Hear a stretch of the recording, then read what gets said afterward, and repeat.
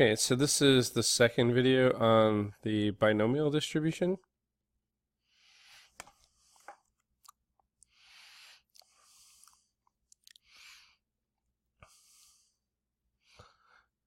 Okay, so in the last video we talked about the binomial distribution being a probability distribution where you have a fixed number of trials and a fixed probability for each trial, and then the distribution is giving you the probability for a particular number of successes over that fixed number of trials.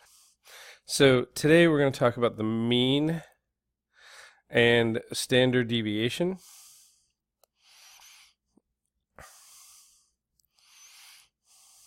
For the binomial distribution.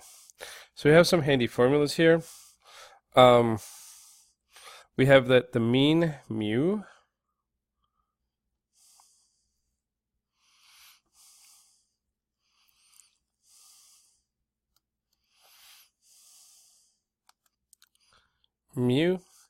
is equal to n times p, and we have the standard deviation sigma is equal to this n times p times q, and we take the square root of that. Okay, so the mean is the expected value.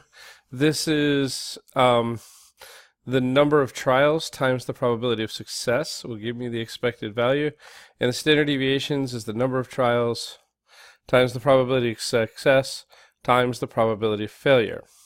Okay, so just to give an example of this, let's say that McDonald's Corporation has a 95% brand recognition rate.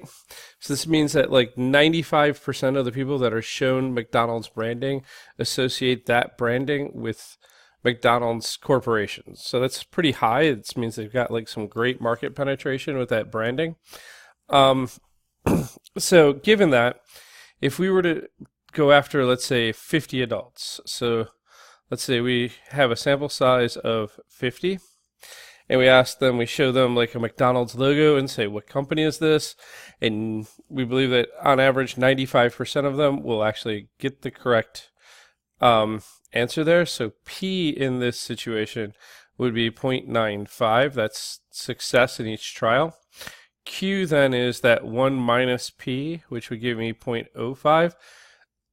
5% of the people would fail to identify the correct brand here.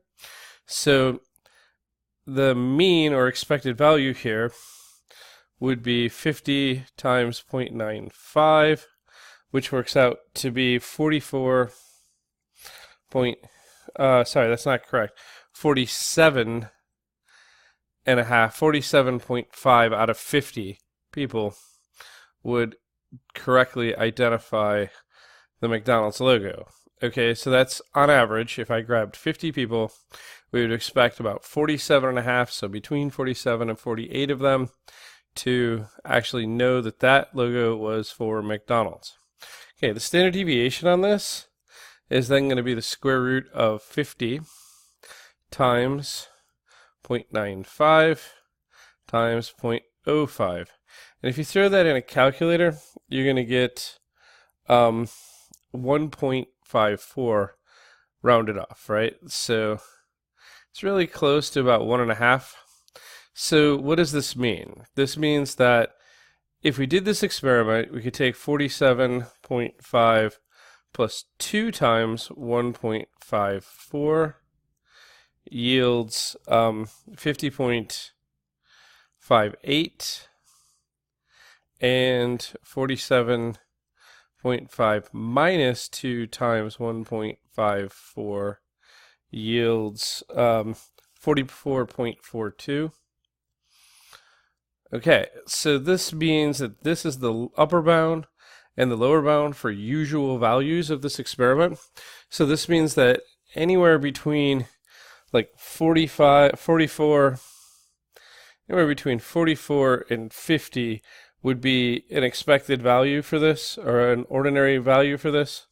Anything below 44 people, like correctly identifying the brand, so like if 40 or 42 were actually only that few were correctly identifying the brand, we would think that there was something odd about that population. That would be an unusual value in this circumstance.